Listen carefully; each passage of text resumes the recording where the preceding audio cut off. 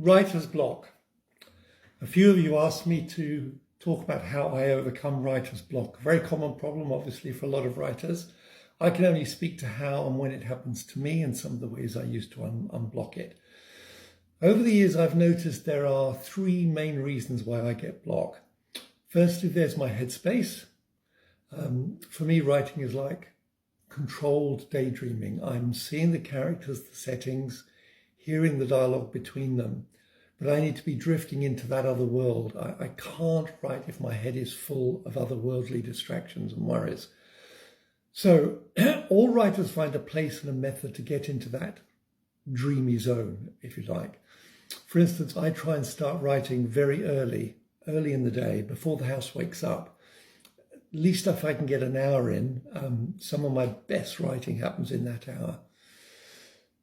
And the first tip is I never, ever open a screen to check messages. I don't check emails. I don't check my TikTok or my social feeds or anything.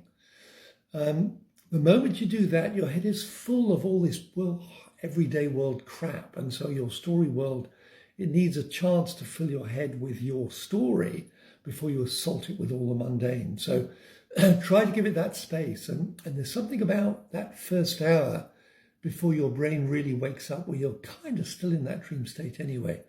So I really would recommend that, even if you have to set an alarm for an hour before the rest of the house wakes up. So you've got an hour to drift off and just give it a go. See if that works for you. If not, you've got to find out when in the day you are able to drift gently into that space. And sometimes it's a bit like writing a book, reading a book. You know how it is, could be several pages before you're into the book, and I'll come to that as another tip. Another headspace block is giving yourself that quiet time, but then nothing is happening. You know, you've formed that space in your day, but you can't turn on the story and the characters. The temptation then is just to give up and check your messages. Don't, okay? Instead, read back a few pages over your story, even a whole chapter back, and edit that draft. Just put on your editor's hat, not your writer's hat, and go back over the work you've done. I found that by editing the previous period of writing, even if it's a chapter or more, I can drift back into the story world in the same way as I said earlier, you do when you're reading a book, and it can take a few chapters before suddenly you're in the book. So that's my headspace blockages. The second reason for a block is when you can't see the story up ahead. Now, that's what most people mean by writer's block. I deal with that in a couple of ways. One, I always know roughly where the story is heading. I'm not writing blind with no idea what the story is about. There's always a narrative destination, but I might not know the precise route, you know, through all the story points to get to that final destination. So if I don't know the route the story is taking, I might be having trouble with the next specific bit. I might need a character to be somewhere, but I don't know how they would get there, what their motivation is for being there. I can't see it. Or it might be that it just feels boring in my head, and I can't feel of a way to write that bit in an engaging way. It's like drudgery that you've got to get done, a piece of housekeeping. So I time jump. That's my way of getting over the block. I go to a bit I want to write. Right now, I know that sounds like a cheat, but what I do is I simply don't write that part in the moment. I put a one-line note to myself. I always write it in a different color. I put it, say, in blue. And I know the blue notes are notes to myself. And he goes, I know, Jane has to have a good dramatic reason to be in the market square. Then I jump to her being in the market square because I know the conversation she's having with another character in the market square. I know that piece of the story. And I'm engaged by it, and I want to get there, and I want to start writing it.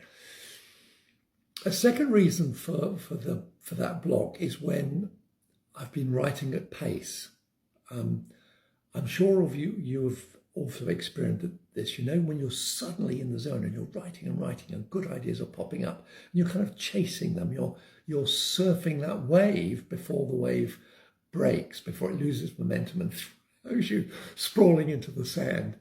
So following an interesting and unexpected aspect of the story and and getting caught up in exploring it, I've ended up putting my characters in a situation I can't resolve. It's not where they were meant to be, it's where they've ended up. And it's like, this wasn't supposed to happen.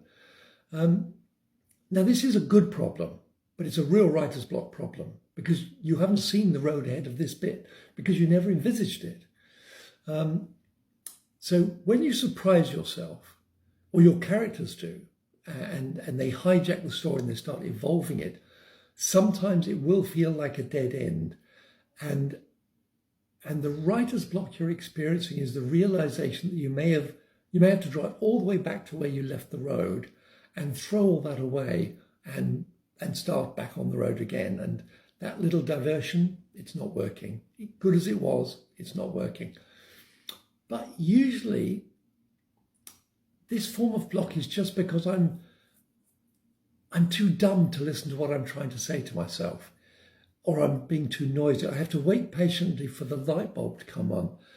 And I can only do that by, say, taking a walk. I'm lucky I live right by a beach, so I often go for a walk by the beach.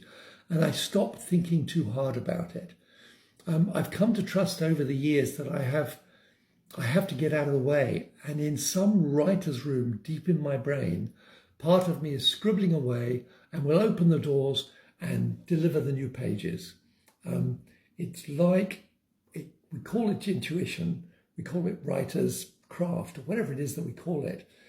But actually, I think it's all the skills we've built up and everything we know about our characters. That what feels like intuition is in fact 1,000 bits of data being crunched away by this extraordinary computer that we all have between our ears. And sometimes you've got to let it get on. You've put in all the things it needs. You've just got to step away and let it do its job. And sometimes the idea will pop up.